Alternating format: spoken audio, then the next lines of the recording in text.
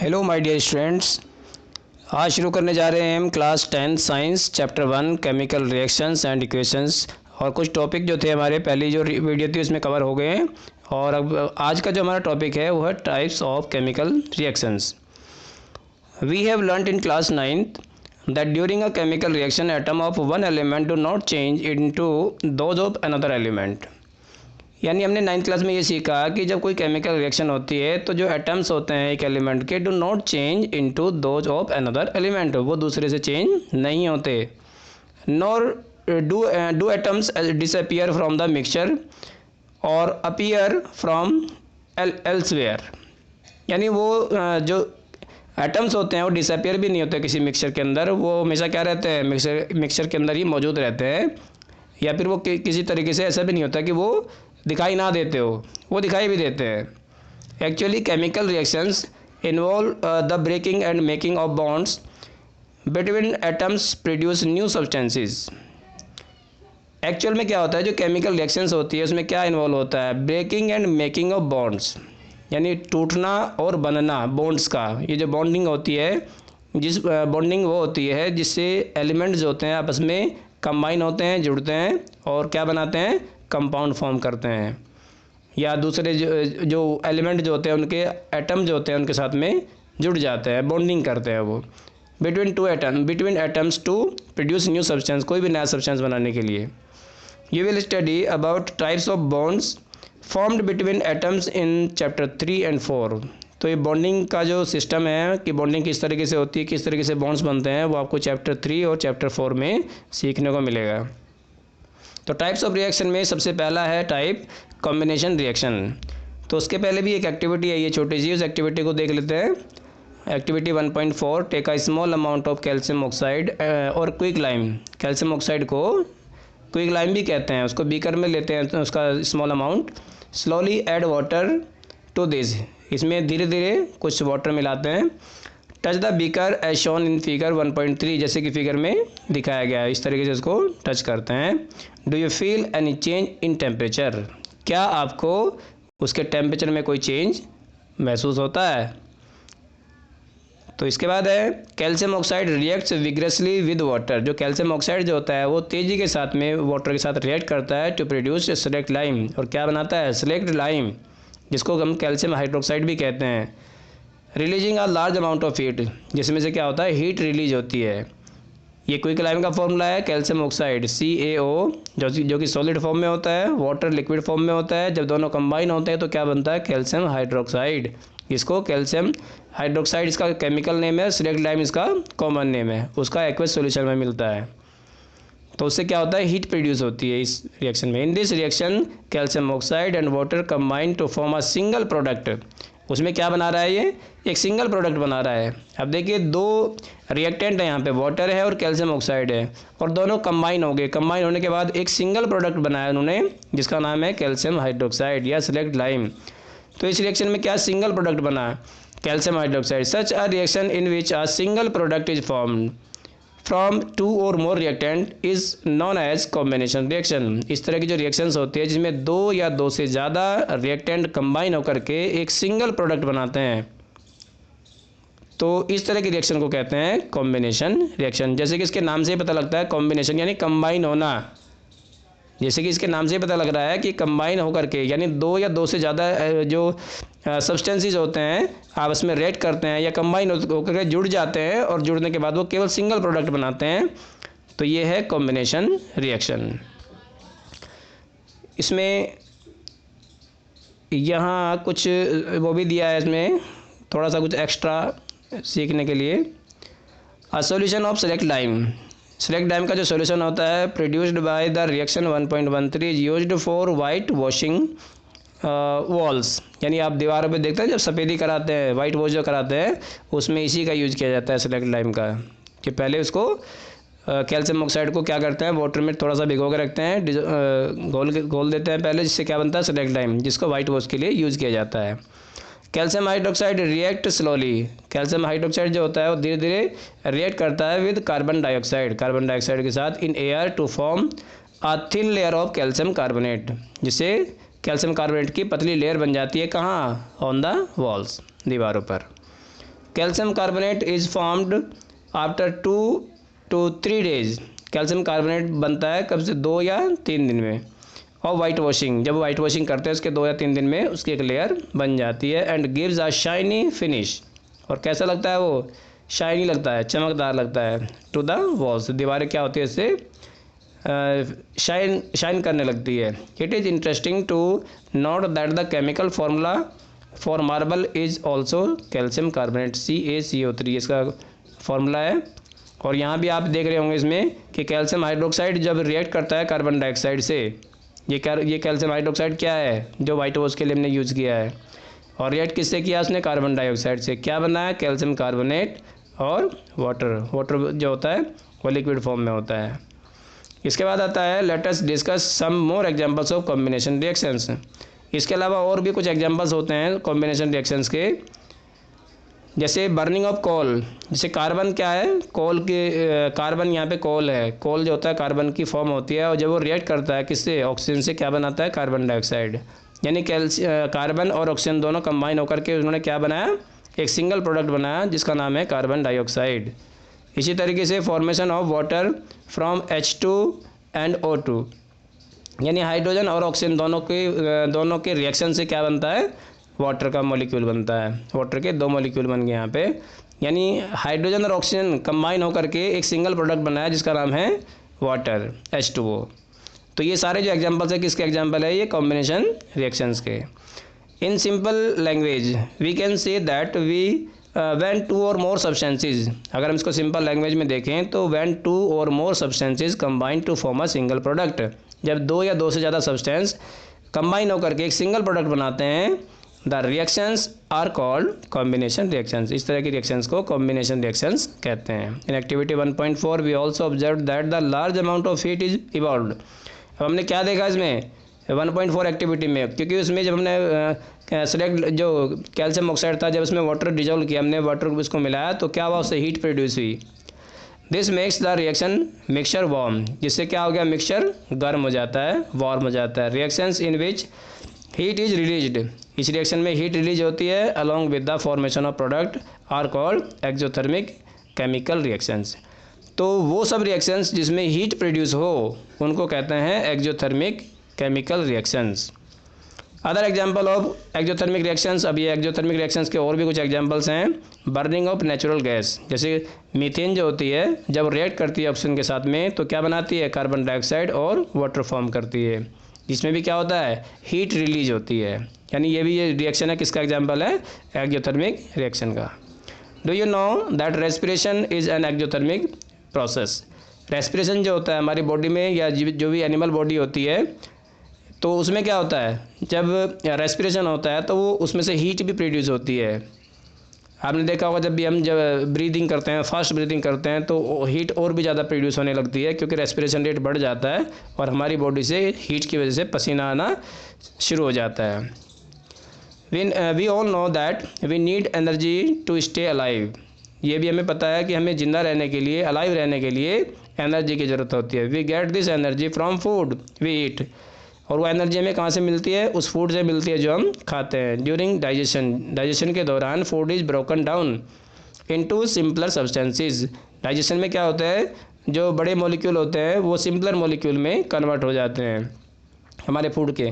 For example rice, potatoes and bread contain carbohydrates. इन सब में क्या होता है, कार्बोहाइड्रेट होता है। These carbohydrates are broken down to form glucose, और ये कार्बोहाइड्रेट्स क्या होते हैं, ब्रोकन डाउन हो जाते हैं और क्या बनाते हैं, ग्लूकोज बनाते हैं। This glucose combines with oxygen in the cells in our body and provides energy. Glucose ये कंबाइन हो जाता है ऑक्सीजन के साथ में हमारी सेल्स के अंदर और हमें क्या करता है, एनर्जी प्रोड्यूस करता है। The special name of this reaction is respiration, और इसका जो स्पेशल नेम है वो क्या है, उसको हम इस रेस्पिरेशन के नाम से जानते हैं। The process of which you will study in chapter 6। इसको ज़्यादा इसकी जो स्टडी करेंगे वो चैप्टर 6 में करेंगे। तो देखिए यहाँ पे एक रिएक्शन दी गई है, जब ये सबसे पहला जो फॉर्मूला है C6H12O6, ये ग्लूकोज का फॉर्मूला है और रिएक्ट किससे कर रहा है, ऑक्सीजन के 6 मॉलिक्यूल से रिएक्ट करता है और इसमें क्या बनाता है, कार्बन डाइऑक्साइड के 6 मॉलिक्यूल फॉर्म करता है और वाटर के 6 मॉलिक्यूल्स और प्लस में एनर्जी फॉर्म करता है। इसके बाद है the decomposition of vegetable matter into compost is also an example of exothermic reaction. जो वेजिटेबल वेस्ट जो होते हैं, ऑनियन जो वेजिटेबल पील्स होते हैं या फ्रूट पील्स होते हैं, उनको क्या करते हैं, उनसे कंपोस्टिंग जब की जाती है, उनसे जब कंपोस्ट यानी खाद जो बनाई जाती है, उसमें भी क्या होता है, बहुत ज़्यादा हीट प्रोड्यूस होती है। Identify the type of reaction taking place in activity 1.1 where heat is given out along with the formation of single product. लेकिन आप देख रहे होंगे कि कॉम्बिनेशन रिएक्शन में जो प्रोडक्ट होता है वो कैसा बनता है, सिंगल प्रोडक्ट बनता है हमेशा। चलिए अब सेकंड नंबर पे आता है हमारा डिकम्पोजिशन रिएक्शन। तो डिकम्पोजिशन रिएक्शन में क्या होता है, ये जस्ट उल्टा होता है कॉम्बिनेशन का। कॉम्बिनेशन में क्या होता है, कोई दो या दो से ज़्यादा रिएक्टेंट कंबाइन होकर के सिंगल प्रोडक्ट बनाते थे।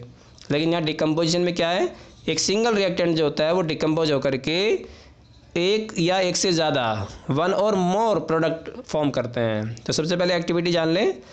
एक्टिविटी जो हमारी 1.5 है, take about 2 gram ferrous sulphate crystals in dry boiling tube. अब ड्राई बॉइलिंग ट्यूब जो होती है, बॉइलिंग ट्यूब अलग आती है थोड़ी सी, क्योंकि बॉइलिंग ट्यूब जो होती है वैसे सिंपल ट्यूब जो होती है वो गर्म करने पर, हीट करने पर वो चटक जाती है, क्रैक हो जाती है। जो बॉइलिंग ट्यूब होती है वो इस तरीके से नहीं होती है, उसमें वो इसी पर्पज़ से लाई जाती है। तो क्या करते हैं, इसमें 2 ग्राम फेरस सल्फेट लेते हैं क्रिस्टल्स उसके। Note the colour of the ferrous sulphate crystals, उनके कलर को नोट करते हैं कि उसका कलर कैसा है।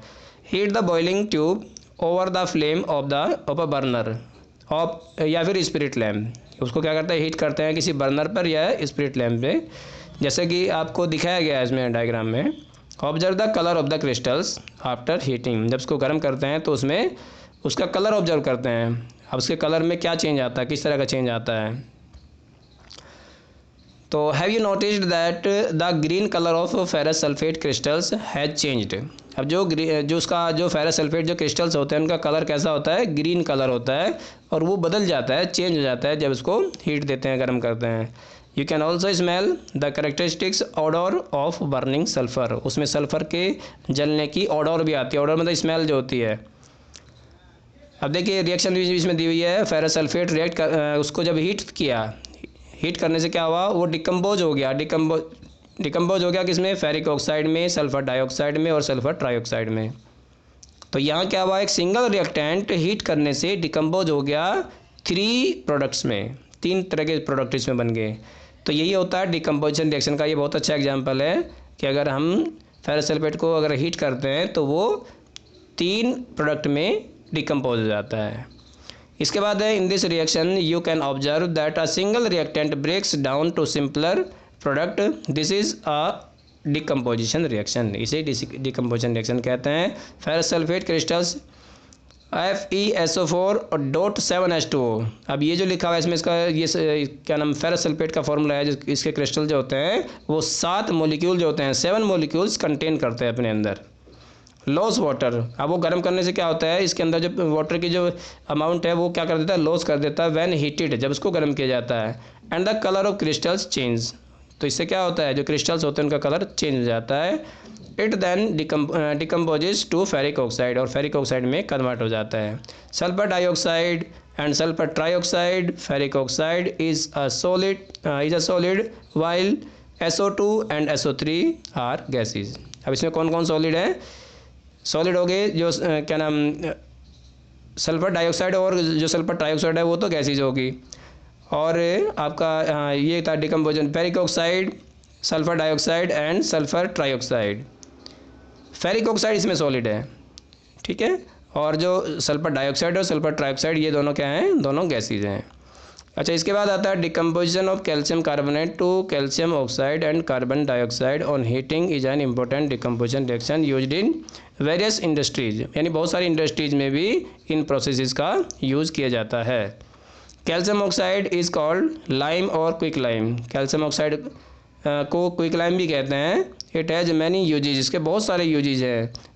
One is in the manufacture of cement. इसका एक जो यूज है, मेन यूज होता है सीमेंट बनाने में। When a decomposition reaction is carried out by heating, जब एक डिकम्पोजिशन रिएक्शन में हीट यूज की जाती है, किसी भी रिएक्टेंट को डिकम्पोज करने के लिए जब हीट यूज की जाती है, it is called thermal decomposition. तो ऐसी रिएक्शन को हम थर्मल डिकम्पोजिशन के नाम से भी जानते हैं। जैसे एक एग्जांपल है इसमें कैल्शियम कार्बोनेट, जिसको हम लाइमस्टोन भी कहते हैं। ये लाइमस्टोन इसका कॉमन नेम है, जबकि कैल्शियम कार्बोनेट क्या है, उसका केमिकल नेम है। जब उसको हीट देते हैं तो क्या होता है, हीट देने से उसमें जो कार्बन डाइऑक्साइड जो होती है वो बाहर हो जाती है, और क्या क्या मिलता है हमें, क्विकलाइम, कैल्शियम ऑक्साइड। तो इस तरह की रिएक्शन को हम क्या कहेंगे, thermal decomposition reaction.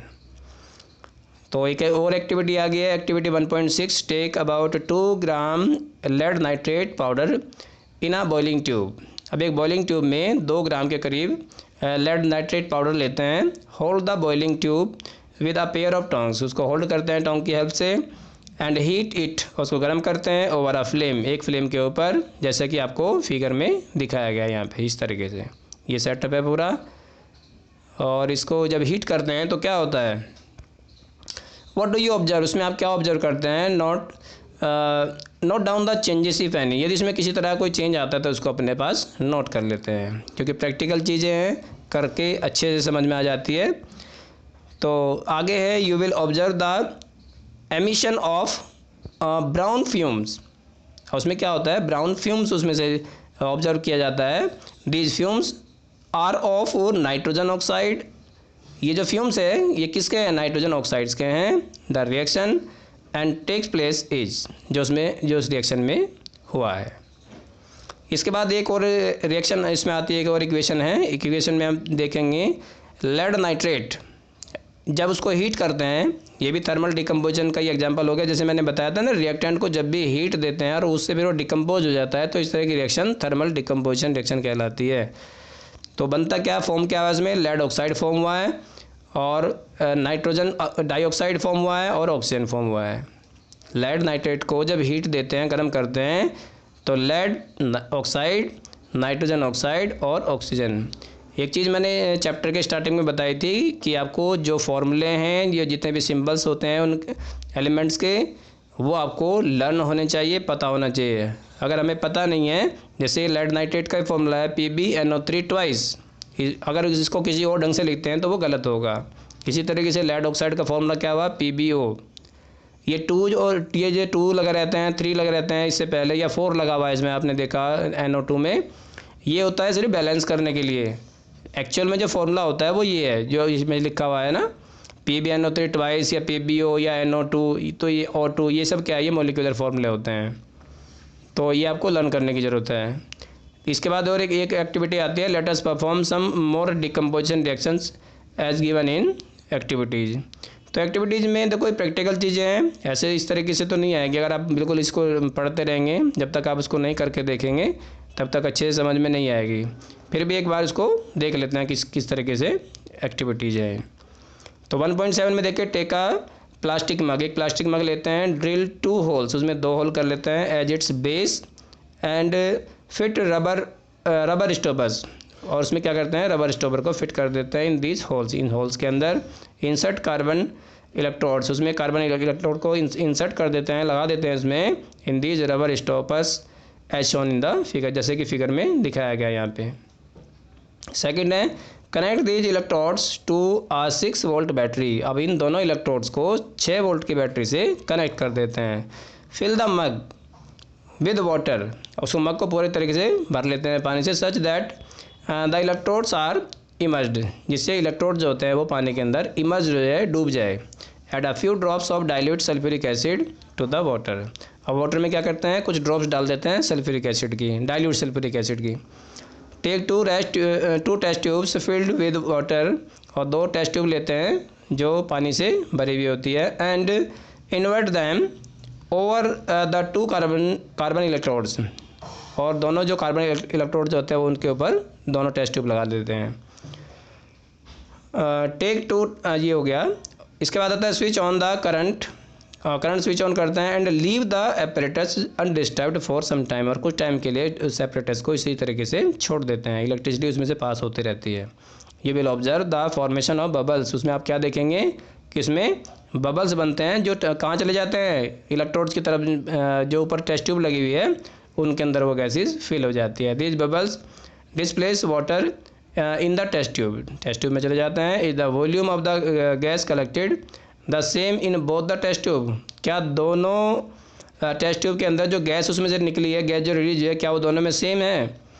Once the test tube are filled with the respective gases remove them carefully, उनको आराम से केयरफुली इसको रिमूव करते हैं उस पर से, इलेक्ट्रोड के ऊपर से, और टेस्ट दीज गैसेज, और उन गैसेज को टेस्ट करते हैं कि कौन सी गैस क्या है, वन बाय वन, एक एक करके, by bringing a burning candle close to the mouth of the test tube, और टेस्ट ट्यूब के मुंह पर क्या करते हैं, बर्निंग कैंडल लेके आते हैं, जिससे हमें पता लग जाता है कि कौन सी टेस्ट ट्यूब में कौन सी गैस है।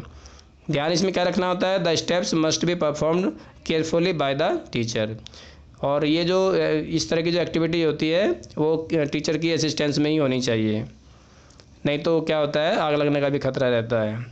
What happens in each case, हर केस में क्या होता है, which gas is present in each test tube, हर किसी टेस्ट ट्यूब में कौन सी गैस है, इससे आप जान सकते हैं कि कौन सी है। इसके बाद एक और एक्टिविटी आती है 1.8, take about 2 gram silver chloride in a china dish, china dish में 2 ग्राम क्या होता है, सिल्वर क्लोराइड लेते हैं। व्हाट इज इट्स कलर, इसका कलर देखते हैं कि इसका कलर क्या है। Place this china dish in sunlight for some times, उसको कुछ टाइम तक सनलाइट में रख देते हैं। Observe the colour of the silver chloride after some time, silver chloride का जो कलर होता है कुछ समय के बाद उसको देखते हैं कि उसमें किस तरह का चेंज आया, किस तरह का परिवर्तन आया। ये सेटअप है, इसमें इसको देख सकते हैं। इसके बाद क्या है, इसमें क्या क्या चेंज आया, किस तरीके से चेंज इसके अंदर आया, तो you will see that white silver chloride turns grey in sunlight, कि जो सिल्वर क्लोराइड का जो कलर होता है, वाइट कलर होता है, वो किस में कन्वर्ट हो गया, ग्रे कलर में। This is due to the decomposition of silver chloride into silver and chlorine by light, light के द्वारा जो सिल्वर क्लोराइड था वो किस में कन्वर्ट हो गया, डिकम्पोज हो गया, सिल्वर और क्लोरीन में। ये इसकी रिएक्शन है, इक्वेशन आप देख सकते हैं AgCl, और इसको सनलाइट के प्रेजेंस में रखा गया है, और उससे क्या क्या हो गया, सिल्वर और क्लोरीन दोनों क्या हो गए, दोनों अलग अलग हो गए, यानी AgCl जो था, सिल्वर क्लोराइड जो था, वो क्या हो गया, डिकम्पोज हो गया। तो ये थे डिकम्पोजन रिएक्शन के एग्जांपल्स। इसमें कुछ और भी है।